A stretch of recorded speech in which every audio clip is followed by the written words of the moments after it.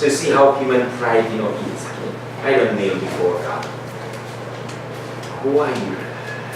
If God knelt before us to save us, why can't we kneel down before God in thanksgiving for the gift of salvation? So the man who wants to come close to God must be able to look upon Him, meaning to look upon God. But one must be likewise, okay? But one must likewise learn to bend.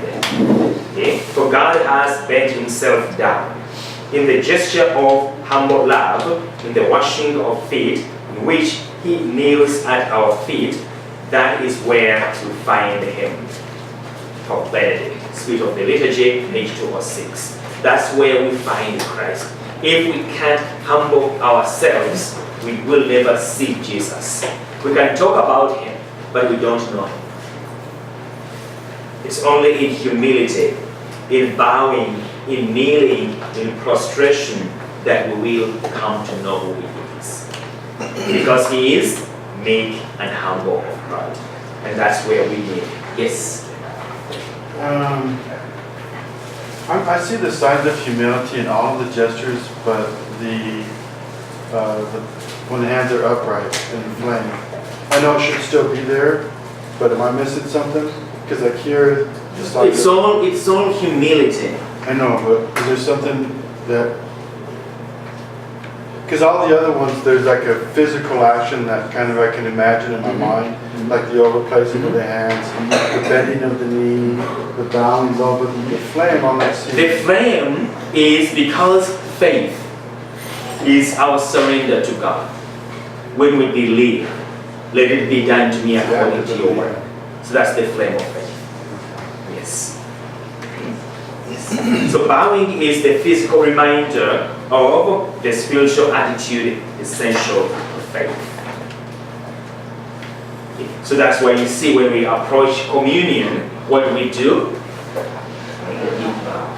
That should be our prayer. From my insufficiency, the depth of my sinfulness, you are going to lift me, my God. Lift me, my God. That's the prayer. It's not simply,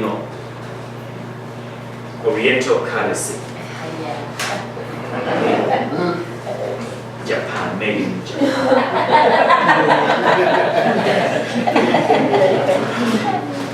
Those are gestures of, like in Oriental cultures, some Oriental cultures. It's a gesture of basically, acknowledging the other person as important. Okay? Yes. But that's not what we're doing at Mass. It's a humility before God, not simply courtesy before another person. So the gesture of striking the breast,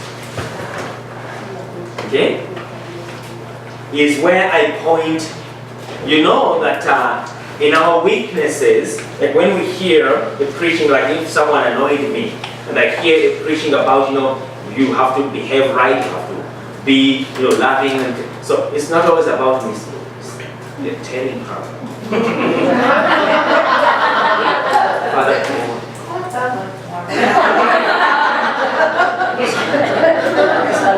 it's never about me. In my home village in Uganda, there was a man who was basically so mean to his wife. But they would go to church together every Sunday.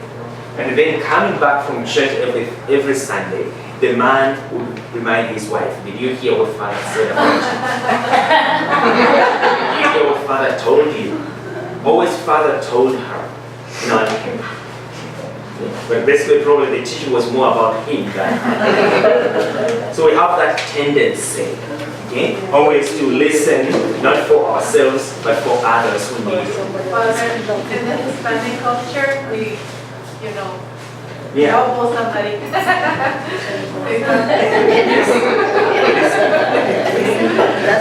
So striking the breast, especially when we are at the Confabia, is very, very important for this reason. The gesture of striking the breast is where I point not at someone else, but at myself as the guilty one. I. So we don't say she, he, or we. I confess. Okay? That I have sinned. But it's not anymore practice when you try to repress. No, we do it. We do it. It's liturgical, it's there. Yes, we do. Okay? So this gesture of prayer helps us to see and acknowledge our guilt and so beg for forgiveness. Have mercy, have mercy, have mercy.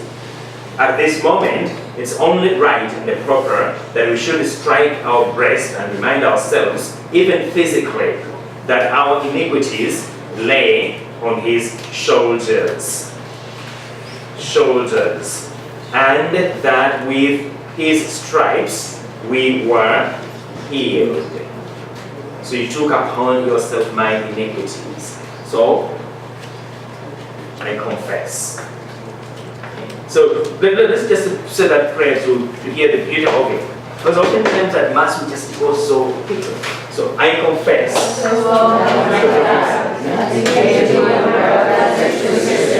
That I have greatly sinned in my thoughts and my words, and what I have done and what I have failed to do, through my fault, through my most grievous fault. So you notice the I all through. It is the I. Not we. It is the I. That is very, very important. Okay? And so, as I confess my sins, I have to be aware of my sinfulness. Okay? I confess, but God, you're not good.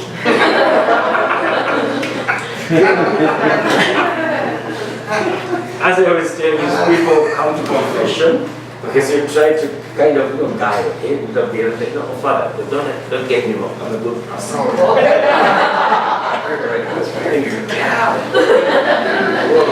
Okay, so it's very difficult for us to acknowledge our sinfulness, to take personal responsibility for our sins. But that's what I need to do, because that's what conversion is. Okay? You can't convert for me. I cannot convert for you. You can pray for me that I may convert, I may turn my life around. But you cannot turn my life around for me. I can't pay you to confess for me. I have to do it. I have to take personal responsibility for my sin.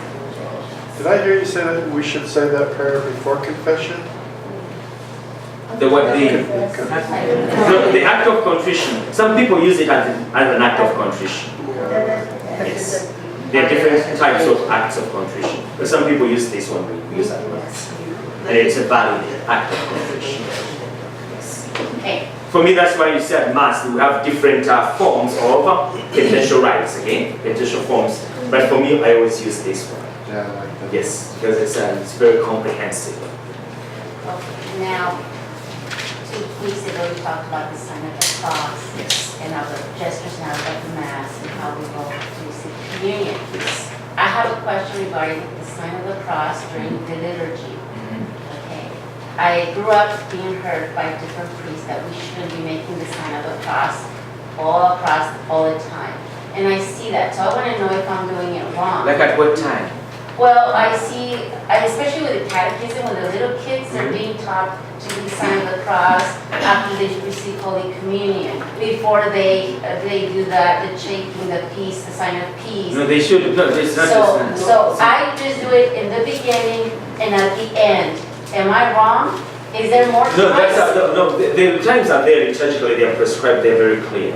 Okay. So you don't make the sign of the cross, you're not supposed to make the sign of the cross after receiving communion, because you have the reality himself. Okay? But however, I would prefer someone to make the sign of the cross and know that they are Catholic, rather than someone I don't know what they are doing. But we shouldn't make those, we should follow the prescribed times for the sign of the cross. But we have to remember that the sign of the cross doesn't hurt. No, I understand that part. I just Yes. sometimes feel like maybe I don't make it as many times as I should. So No, that's the times are the times we do it. okay. Yes. All right. I know a lot of it is just what parents teach their kids or whatever, but so I just was wondering because I see a lot of signing of the cross and like wow, so That And was. most of the time, like the few times, for example, when you walk into the church, Yes. you give your hand in holy water, we Yes. explain that in the sign of the cross. At the beginning of Mass, you begin in the name of the Father. At the end, you receive the blessing in the name of the Father. Okay. Okay, let's take a break.